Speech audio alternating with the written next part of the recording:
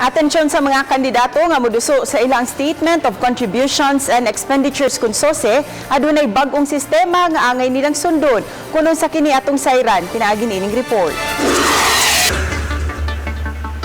Kung sa nakalabay may eleksyon, mahimo ra nga moderitso og adto sa batan sa Comelec ang mga kandidato og didto na mo fill up sa ilahang SUSE. Dayon isumiter. Karon, dili na kini mahimo. Sa bagong sistema sa Comelec, gikinahanglan nga i-download sa mga kandidato ang SUSE form sa Comelec website ug i-encode sa computer ang entry o information. Ayha i-print ug dayon pirmahan ug isumiter ngadto sa mga election offices di nag-file ang mga kandidato. Notes in filing SOSE, very important to know. No? Number one, the SOSE must be personally signed by the candidate or in case of parties by the party treasurer.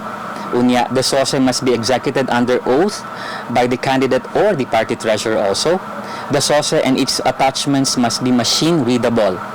And also, the entries in the SOSE and its attachments must be encoded. So, may di na po ito pwedeng isuwat, no? And handwritten submission shall no longer be allowed.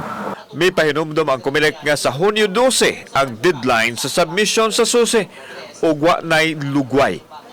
Walay gipili na kadaugman o napildi gikinahanglan nga mosunod sa lagda sa eleksyon. Effect if a candidate or party failed to file SOSE, number one, if the candidate won, that he cannot assume office under Section 14, Republic Act number 7166, and then same prohibition will apply if the political party which nominated the winning candidate fails to file SOSE. And also, the candidate will be subjected to administrative fine, and failure to file SOSE twice will subject the candidate to perpetual disqualification to hold public office. And finally, ground for cancellation of accreditation for political party or party list. Samtang ipahibaw sa Comelec nga nagpadayon pa ang ilang pagpangapod-apod sa honorarium sa nakaserbisyo sa eleksyon. Hinoon, nasugda na kinisukan niadtong Lunes, din unang nakakuha ang mga naglangkob sa Electoral Board. Kauban si John Solon, ako si Alan Domingo. Balitang Bisdak.